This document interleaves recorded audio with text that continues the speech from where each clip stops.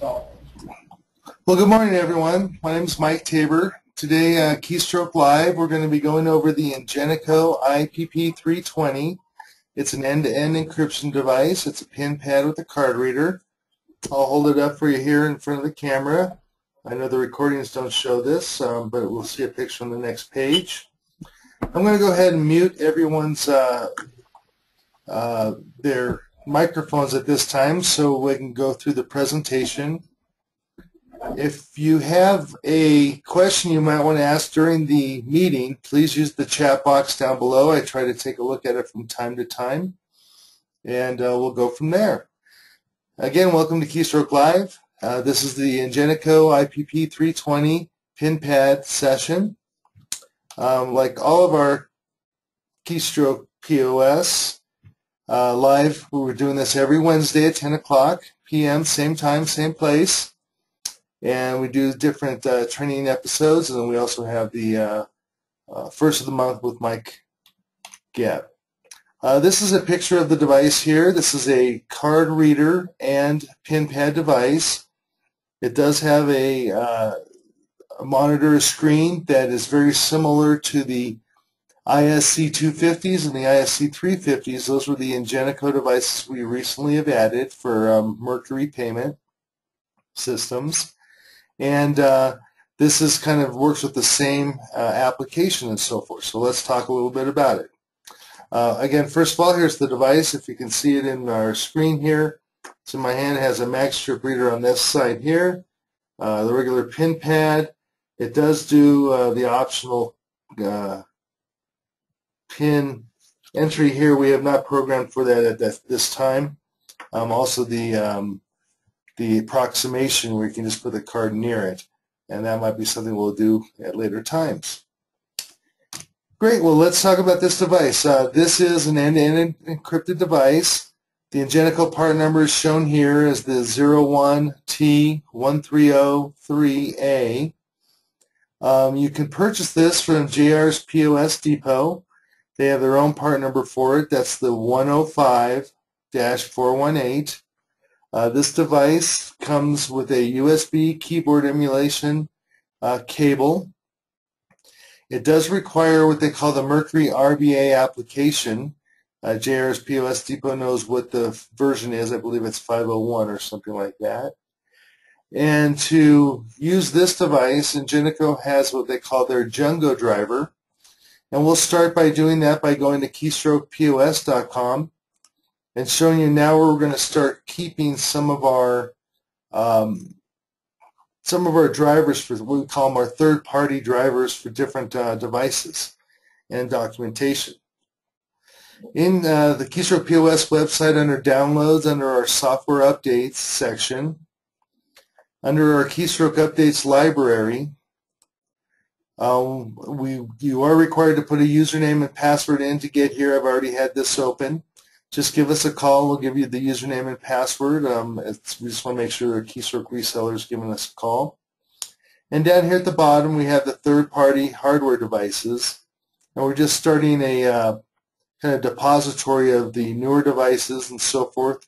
Kind of complements what has already been on the CD for many years. But as we are moving away from CDs and more people are getting product IDs, we can actually use this to get the drivers used for Keystroke. Notice on here that there are either going to be instructions for a device and a zip file for a device. Some of the devices you'll see that just have instructions. I'll go ahead and looking at this here for the Ingenico, these are the newer devices. There's the older i6550. If I click on the instructions part of this, it gives you a PDF file that you can download and print, talking about all the step-by-step information on setting this device up. I'm not going to go through all the details here, but you're welcome to download it and see this information.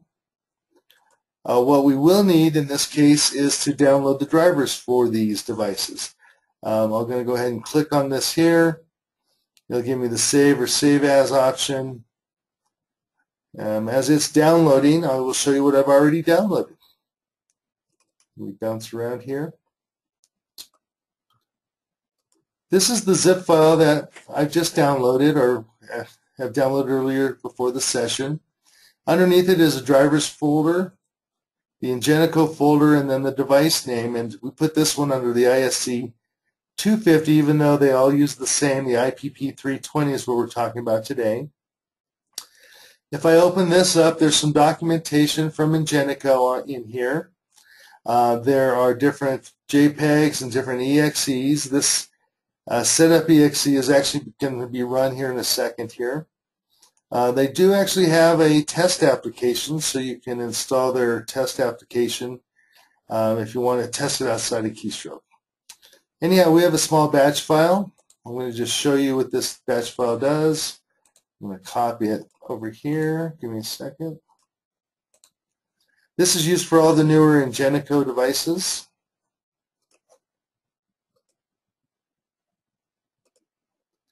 Basically what this application does, it just runs basically their program. It's the Ingenico USB driver 2.2 setup. We have purposely picked COM port 6 for this install batch file. You can change it if you need to. If you have certain hardware you'd like to put it on a certain port, go ahead and do so. We do know that other devices like Veriphones want to use COM 9, and we recommend any COM ports that are available between COM 1 and COM 9. When I run this batch file,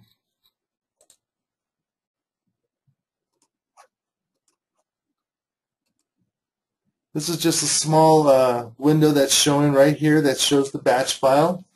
It basically just has some information, and this batch file has already been run, so it actually was very quick and it didn't have a problem. Actually, let me run this again. I'm sorry.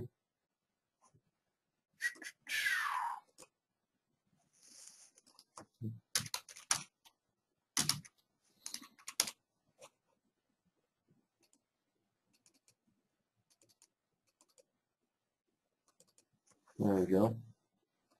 Let's see if I can show this to you. So here's the batch file that's running right now. It usually takes about a minute or so for this batch file to install, and it runs pretty much in silent mode. You can actually run the EXE and pick the ports and pick the device and so forth, but we found out that just running the simple batch file seems to be the way to go. I'm going to close a few things while this is running. I'll get Keystroke ready to go here.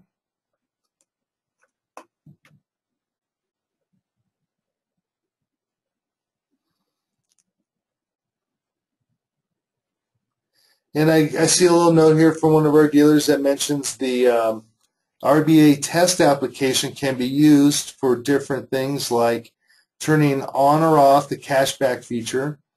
The cashback feature, I think, is set to $999,000. It's available for cashback. You can change that to 0 if you don't want to give cash back for, let's say, debit cards. And you can also turn on some other stuff in there, and I think we've got some little bit of documentation on that for this device. Thanks, Kenny. Looking over here, so this application is completed. I'm going to go ahead and press any key. This should close. I'll come back to our just presentation here. I'm going to step away and plug in the device. This is a USB cable. I plug it into a USB port, and I can hear it booting up. You may not see this on what you're looking at, but it's saying installing driver software. Click here for status. Maybe I can show that to you. And this pretty much goes through kind of a quick process. It has to install the USB portion of it, and then it has to install, I guess, a COM port driver. And like I said before, this is set up for COM 6. I already know that, but you can always go look for it in Device Manager if you need to. And then we get Keystroke running, because we're going to go into Keystroke shortly here.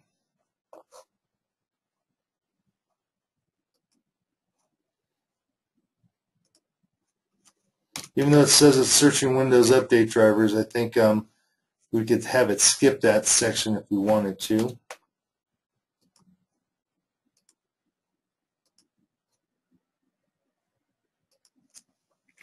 All right, it came back saying it's ready to use. I'll go ahead and close this and open up our Keystroke program.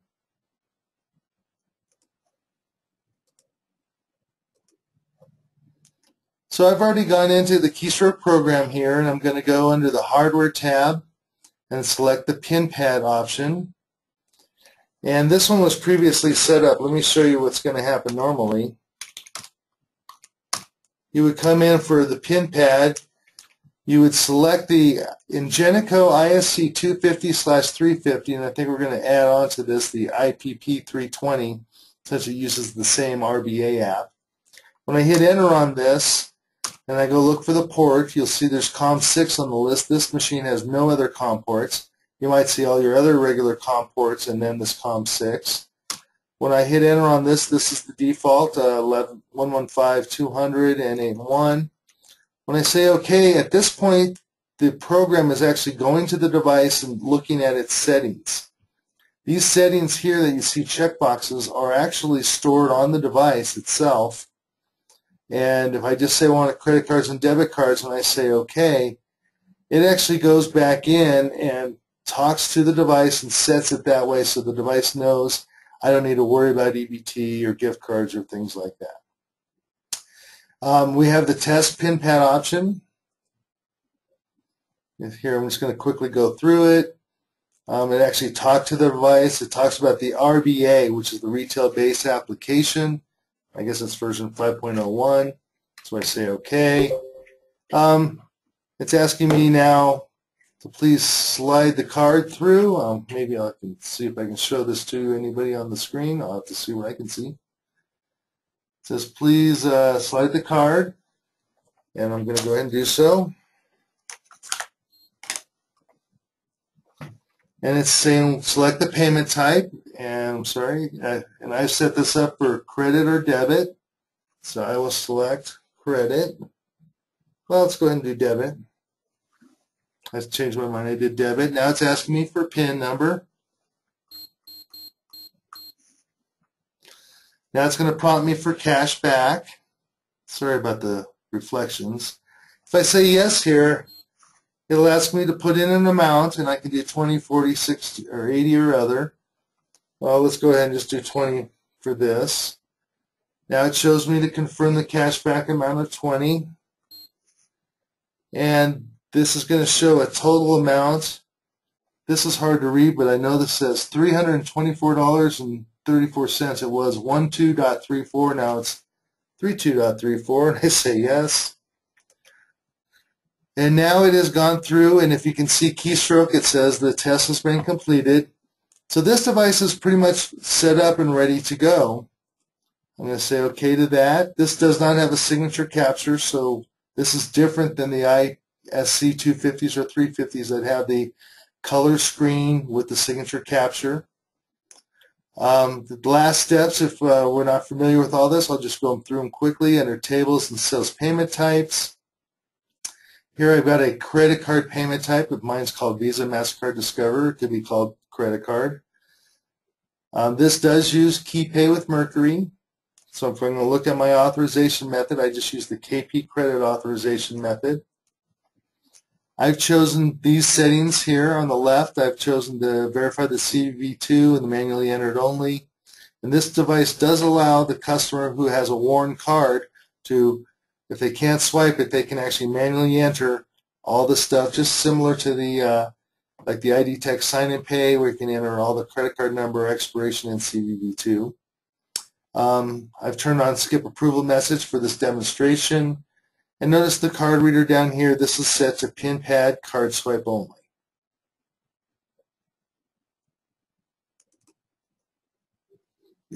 And Kenny had another question on the chat about can we network the PIN Pad using RDP, or you have another Ethernet version, and that I'd have to look into, Kenny, so you might have to call me afterwards. We do have an RDP session here. We can kind of set it up.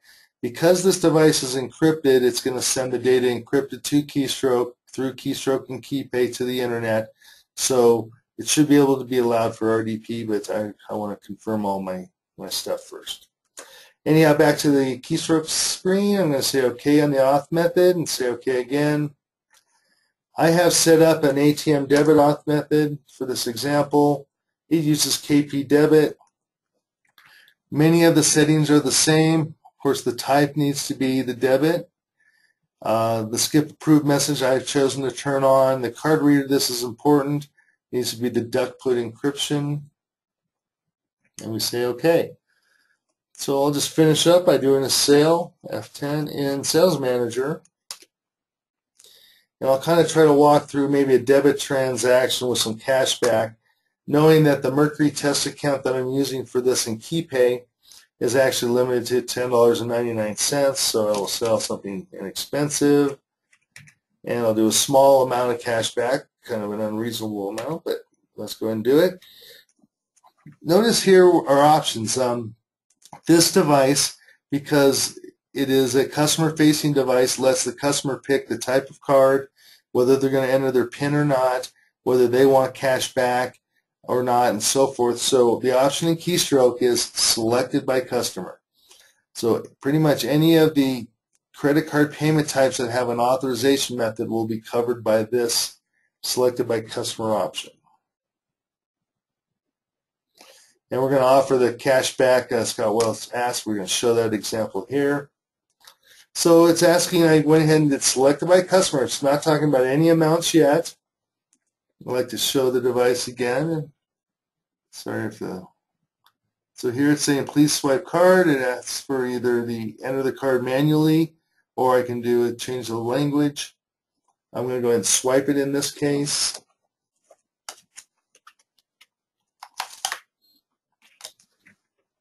The device now is asking me to pick the payment type, so it wasn't up to Keystroke to pick the payment type. I'm going to do debit in this case.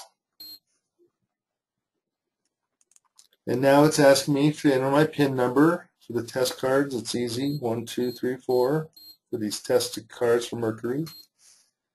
Now it's asking me for the cash back option. So this is where debit can give you cash back. Credit cards usually cannot. There are some rules and regulations on that. So I'm going to answer yes. Now it asks me for an amount. If I picked $20, I would get declined because $23.24 would not actually be over the limits. I'm going to select other, and for the fun of it, I'm going to put in $4. Big money, big money. So $4 cash back. Hit the green key. Now it asks me if the cash back is correct. I'm going to answer yes. Now it's showing me the total for $7.24, almost looks like $1.24. Sorry about the focus. I'm going to say yes. And now it's going out to KeyPay, which I don't have set up. Sorry about that. Give me 1 second here. I think I rebooted this.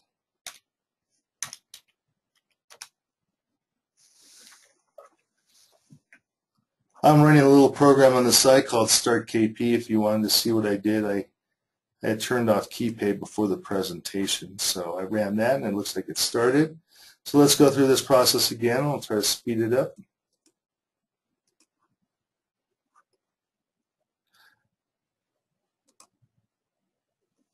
Let's go ahead and do select it by customer. I'm going to go ahead and swipe the card. It's asking me for debit or credit. I'm going to select debit. It's asking me for a PIN. I'm going to go ahead and enter my PIN. Yes, I want cash back. I'll do another amount, and I'll do $5 this time, just for the fun of it. It's asking me if $5 is correct for cash back. It's asked for $8.24 for the amount. And I answer yes. And now it's gone out and got an approval. I did tell it to turn off the approval message, and this is what a receipt might look like. I'm going to make sure you guys can see this here, the report viewer. This is what the receipt should look like. I'm showing I sold $2.99 with tax is $3.24. I charged $8.24 with a $5 change or cash back amount. So that's kind of how that works.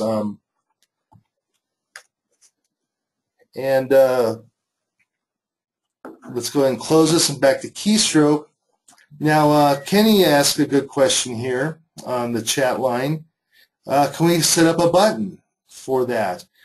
if we actually pick any of these buttons, and I don't have one set up for ATM here, but these will actually go out and say these buttons are actually equivalent to the button, the customer payment. So let's go ahead and try that. I guess let me reiterate the question. If I'm right here and I click on Visa or MasterCard, or if I had one for debit or Amex, I would just click on it and it's going to do the same as selected by customer. So any button that calls out a payment type, I'm going to review the button real quick here. I think you can see the button editor. It just picked number 5 and it happens to be included in that list. So it's actually waiting for me to swipe the card. I could do the same, swipe the card. I'll just do a credit card transaction here, and it's just going to go out and ask me to approve the amount for $432, and I say yes. And then that one, there was just a credit card. I used a button, a toolbar, and then it's going to print the receipt, and you can see it was paid by a credit card, $432. So any of the payment types that have an authorization will automatically go to selected by payment.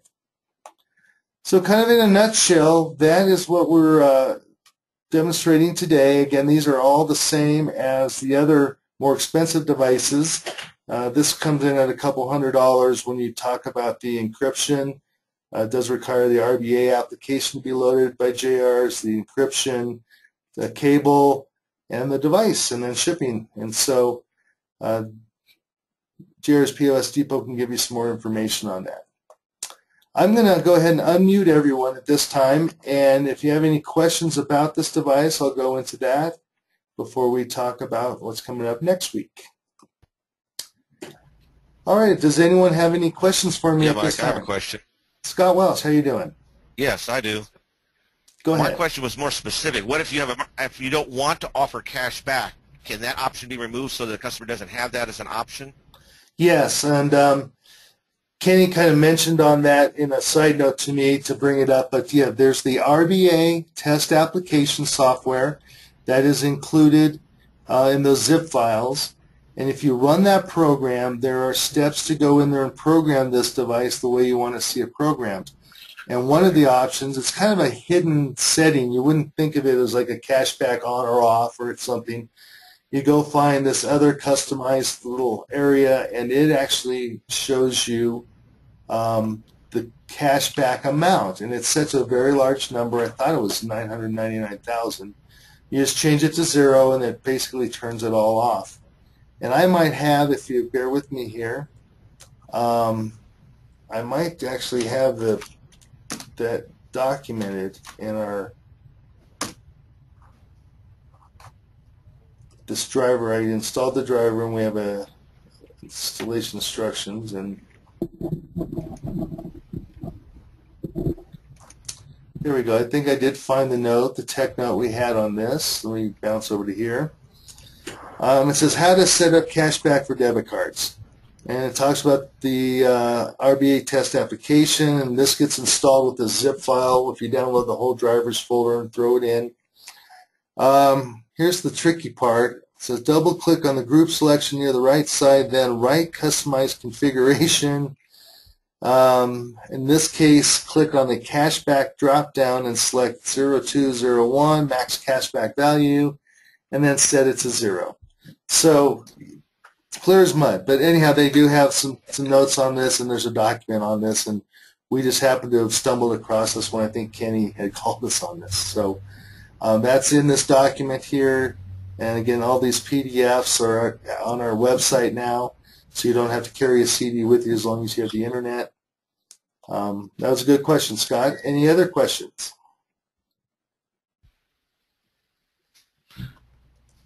I have an off-the-subject question just for a moment, if it's possible. But Randy blogged this morning that he had one of his clients got broken into on their credit card, on the credit card. Are we on this device? I'm assuming we're safer on this device because it's end-to-end encryption, so that if somebody breaks in, there's less chance of them getting anything of value. Yeah, for sure. Any of these end-to-end encrypted devices are more secure. In the past, you had card swipes that were just keyboard emulation, so the whole track data would go through the keyboard buffer. Key loggers could pick up that information and use it immediately. This does not happen here. This device does go through the keyboard buffer, but it's encrypted with a key from Mercury, an end-to-end and tokenization key. And so unless you have that key, you're never going to be able to decrypt it. So these are much safer than those. Some other devices, for instance, like the merchant warehouse option, the Genius device, it's an internet device, so it actually goes to the internet by itself. We just talk to it and tell it what to do. And we tell it to ask for a card and send the amount to merchant warehouse. And that device never talks to the computer that you're on, and never talks to Keystroke, never talks to KeyPay. That device just talks to the internet and encrypts all the data, and that's a true end-to-end, meaning it never even touches the software or the computer you're sitting at. So there are different levels of this, but the answer is, yeah, end-to-end encryption is the way to go for this reason alone. Okay.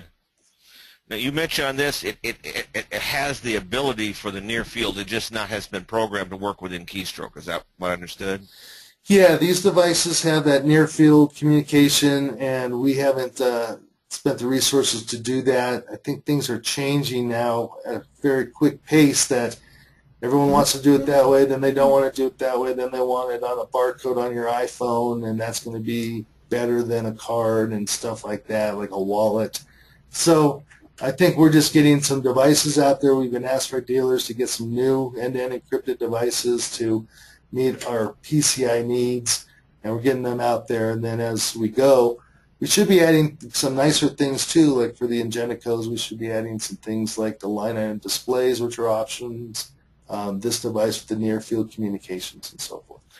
And what about the European card with the chip on it? Is that something this machine would be capable of as programmed? Yes, I believe so, and that's actually at the bottom of this device here. Let me just show you the picture. It's probably easier.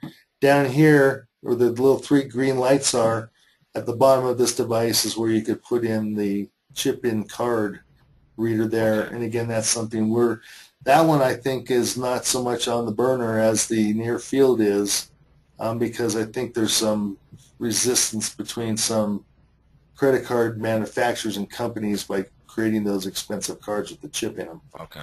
Okay. Thank you. Good questions. All right, well, thank you for attending. Again, next week we're going to be doing the Mercury with dial-up. So this is going to be KeyPay and how it uses a modem attached to the computer to use dial-up with Mercury. And Lynn's going to be going over that next week.